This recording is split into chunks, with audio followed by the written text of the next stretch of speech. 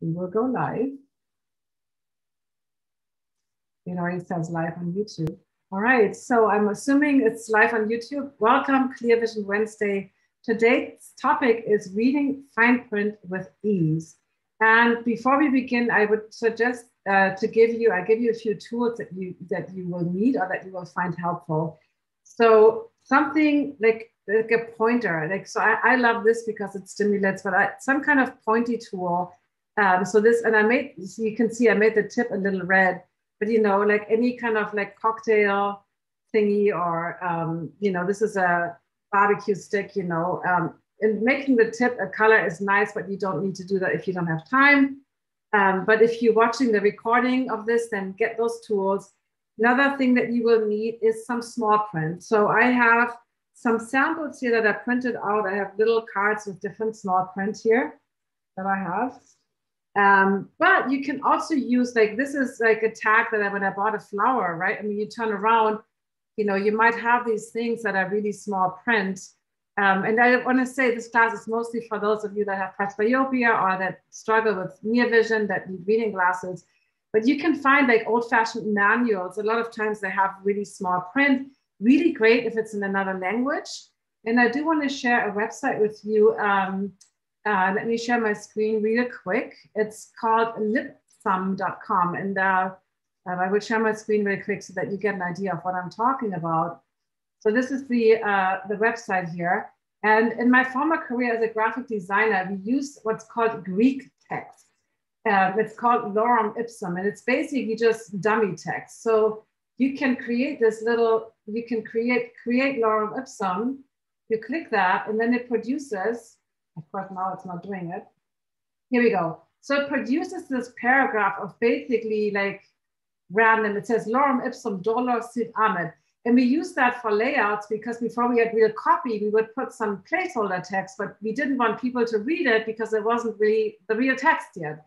So this is a great text to use for this practice because reading near print or reading at the small print, it's really helpful if you, because there's less strain when you're not really in the beginning in the practice, when you're not really trying to read something, right? When you make no effort. And that's easier than when you're under the pressure and you want to read some small print on a vitamin bottle or something. So you can create your own, all you need is Microsoft Word or some page formatting thing, and then you can, print yourself some small different text sizes. So depending on your vision, you can do even different ones like 12 point, 10 point, 8, 6, 4, 2. You can get down to microscopic print, like this is like 2-point text size, really tiny. And if you don't have a printer or none of this works, you can also find a book that has some small print. Here's a book that is called The Second Brain, great book, by the way. But this is the book that I could find that has kind of smallish print. So you definitely want to use a size of print that seems small to you, where you're like, oh my God, that's hard to read. So before we begin, so just have all these things ready, have some kind of small print ready, have a pointer ready, and then we will begin. And first thing I wanted to talk about is that the difference between, and I'm assuming we're looking at black text on white, right? That's what we commonly read. We might also read white text on black, but in this case, most reading that we're doing is black letters on white background. So first thing, there is a difference in terms of the whiteness level on the margins and between the letters. And you might be like, what are you talking about, Claudia? So Dr. Bates referred to these as halos. I call them happy halos. And to just give you some example, this is literally a visual illusion.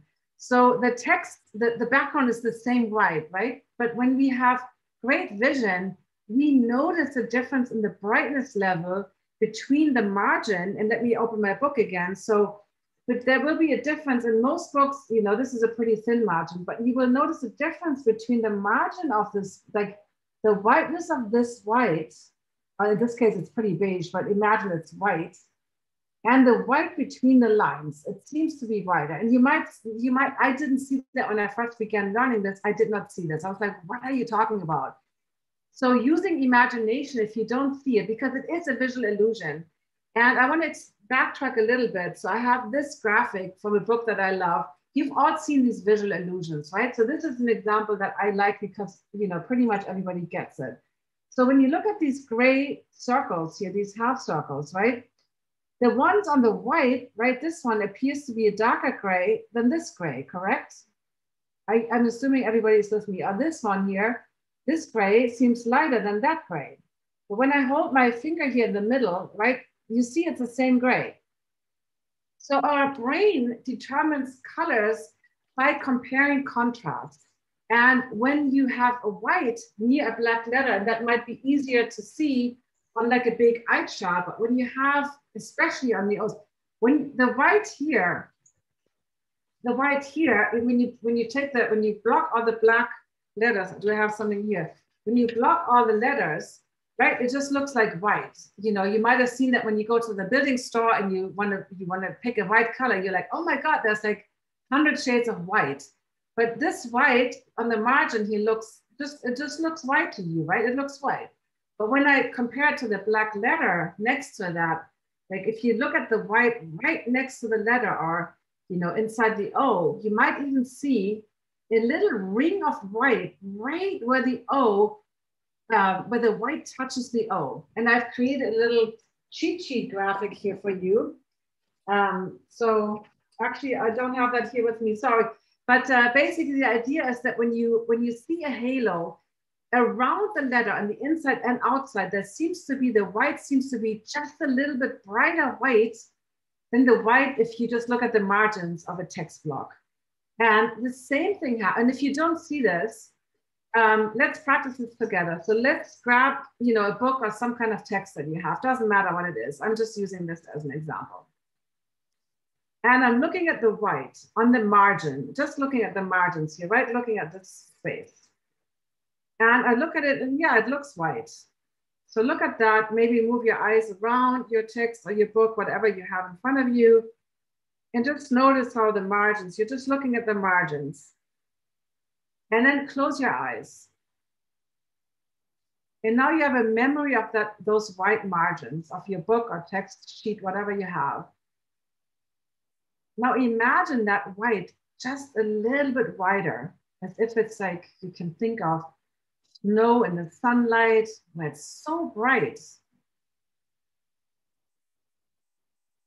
And I hope you can do that. And if you can imagine that with your eyes closed, maybe look now at the text or the sheet and just imagine it like it's brighter. Yeah, mine looks brighter white now than it did before.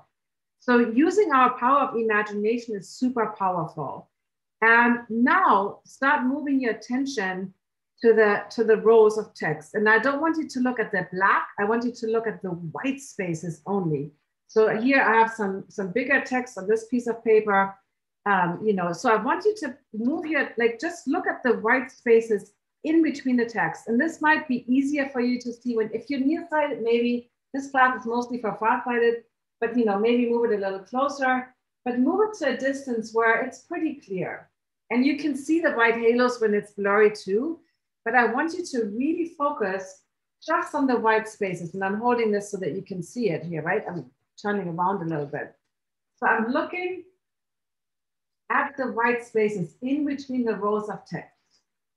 And maybe you can use your, if you don't see those kind of, if you don't see that the white spaces are brighter than the white on the edges, on the margins here of my sheet, like this is less bright than the space between the text, maybe use your imagination. Imagine that a little bit wider.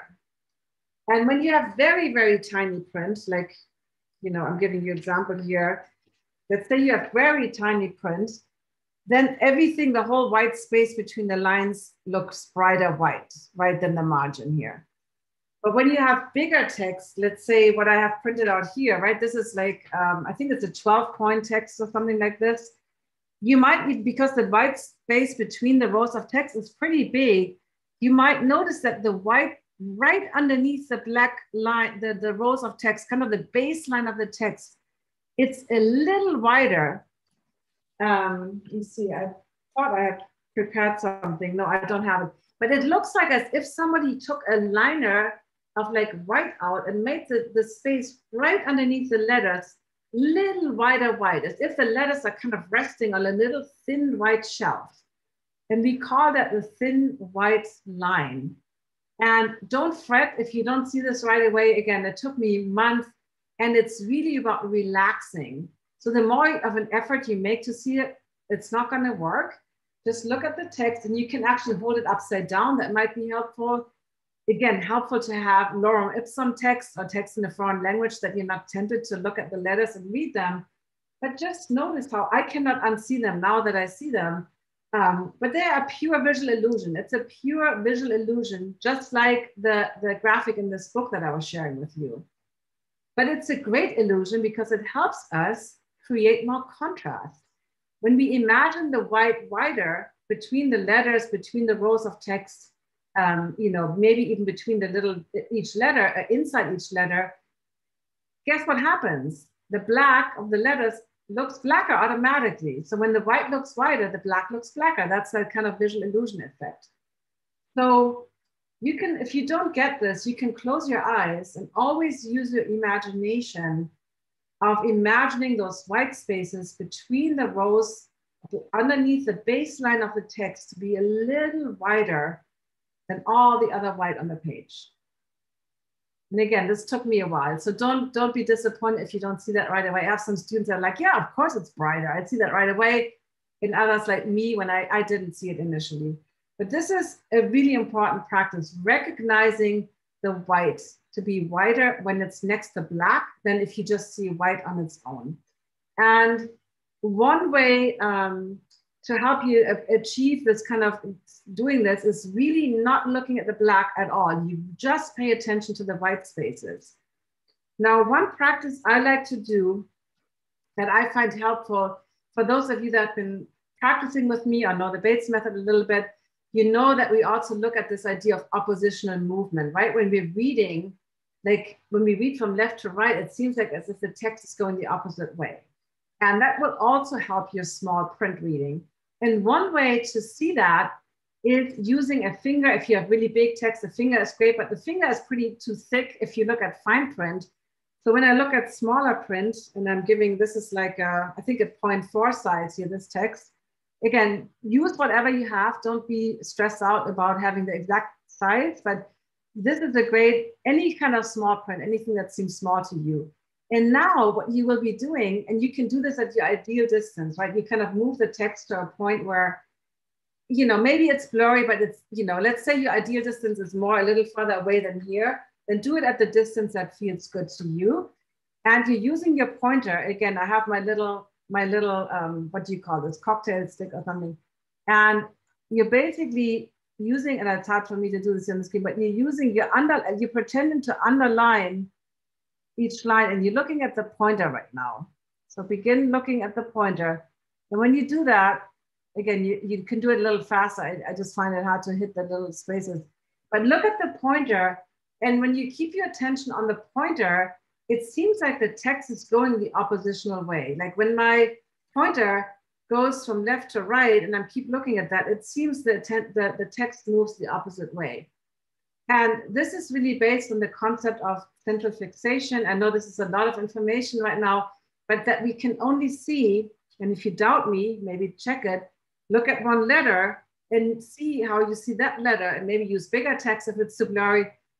That letter that you look at, you see much better than all the other letters on the page, including the letter that's next to the one that you're looking at. So of course, when we're reading, we're not looking at each letter, right? And we're kind of skimming around. We kind of smoothly scanning. Our brain picks up, from the peripheral vision, we pick up the words and we go really fast. But when a child learns to read, we teach them using the finger to kind of really keep that focus. So that is a great practice to do, to notice the opposite movement. Just using this kind of pointer, you can go back and forth.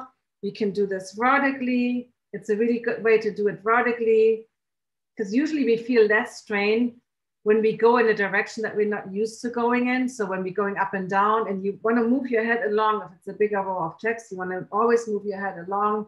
Same with going side to side, moving your head along.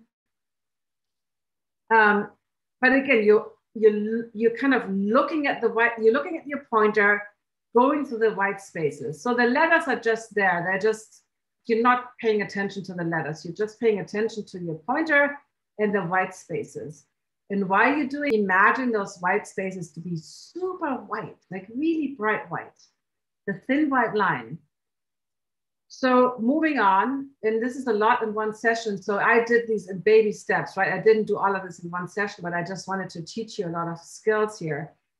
The next thing that I find really helpful is to go into the real blur zone. And again, you can do that with different text sizes. I love to do this with really small diamond print or like this 2-point print. I know this, the reflection is a little, I'm trying to make it.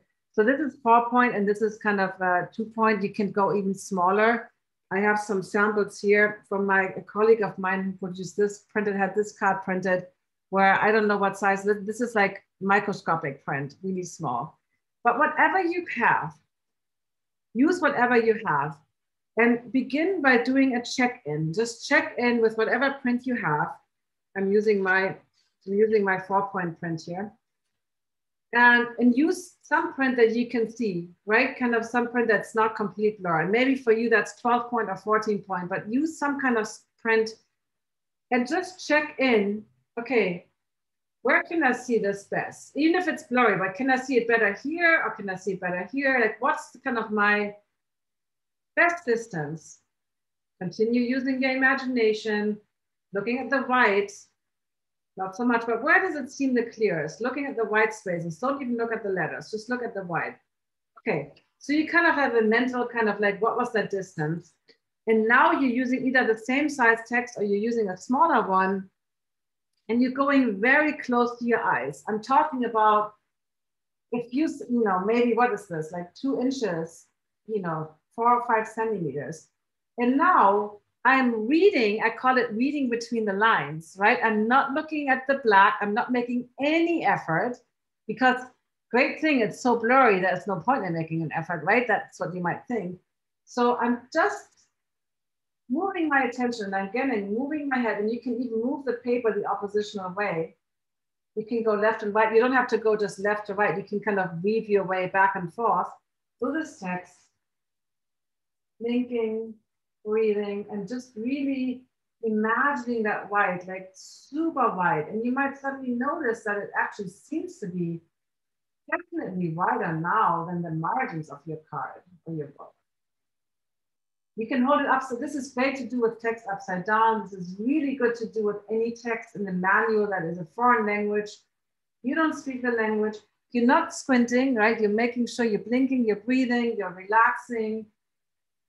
So I recommend doing this for a few minutes. We don't want to spend that much time here, but I recommend doing this for actually, I think Dr. Bates talked about doing this with a client or patient, he called it a patient, for like 10 minutes. So you do want to spend, and you can go vertical, go in other directions. Just notice, oh my God, how much wider is the white between the lines? You're just moving your attention in the white spaces between the rows of text. You can even go diagonal, and there might be a tendency where you kind of want to move it away. So keep it, bring it back in, bring it very close. Link and breathe. And so spend some time with this, different directions. And again, I recommend doing this longer than we did now. So ideally you would spend more time with this and then use whatever you use. Maybe it was the same print or maybe you had a different thing that you used to check in, and then just use that paper, whatever you did the check-in with. And maybe you can suddenly hold it closer, or maybe it's suddenly clear, right? But if it was blurry before, even at your ideal distance, because you relaxed. You were reading between the lines, you were relaxing, you were imagining the white wider. People with perfect vision don't pay attention to the letters, they just look at the white. Like you focus more on the white, which is relaxing to the eyes, and the black. And when you focus on the white, the black seems to be blacker. This might seem like really cryptic to you and like, what is she talking about? But keep practicing this. Focus on the white as you're moving your attention. And I hope this was helpful. This is something that really helped me. And you can also ideally initially do this in brighter light so that you have more clarity. And then at some point it helps to do this in dim light. But doing this work at the very, very close point really, and work is not a great word because it means effort. And I really want you to think of less effort. How can I do less effort, less effort? Blinking, breathing, really doing this for a while. Just being curious. Foreign language, perfect, perfect, perfect. Holding it upside down. And even when you do your check-in, maybe hold it upside down so that you're not tempted to read, but that you're really just comparing the contrast of the white between the lines, between the letters, how that is brighter white than the white that has no, where you have no, and if you don't believe me, like we did in the beginning, you look at this white between the lines and now you cover it with your hands and suddenly it looks duller than if you had the comparison to the black. So that's kind of a great way to practice your near vision. One thing I forgot to say, when you do that really close up, right, when you do this, you don't just have to scan the spaces between the lines of text. You can also, let me use my pointer, have some bigger text here, but you can also, imagine the letters are rocks or the words are rocks in the river and your attention goes kind of through the little gaps in the words. And you might be, well, Claudia, if I hold this so close, it's all a gray blur.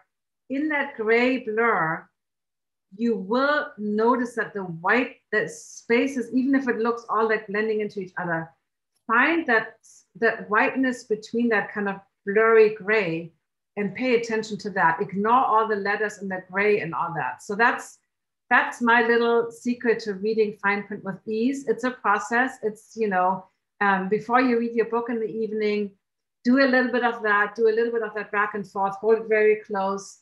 And also another thing that I think is important when you feel strain when you're reading, look up after each paragraph or definitely after you've read one page, maybe put a bookmark in the next page, put a bookmark. I got this bookmark from, this was from Leo Angard, who's also a teacher.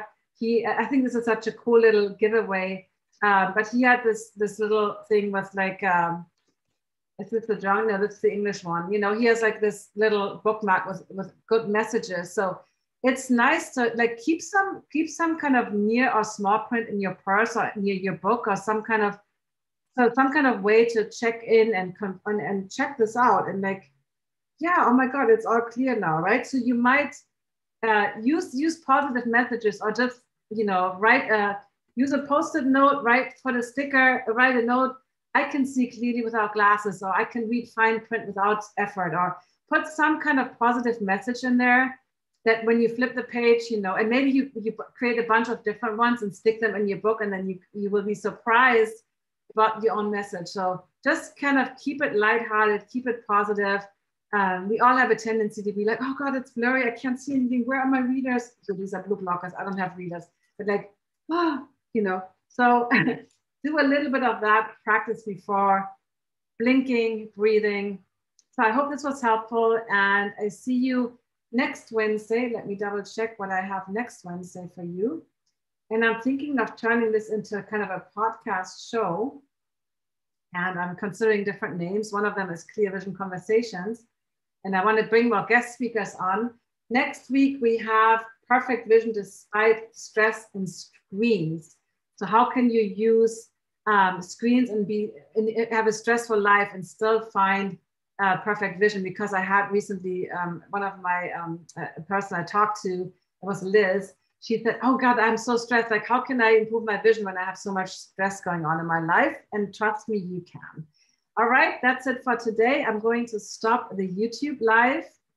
My Clear Vision Club peeps can continue to talk to me for a few minutes and ask me questions. But everybody on YouTube, bye-bye.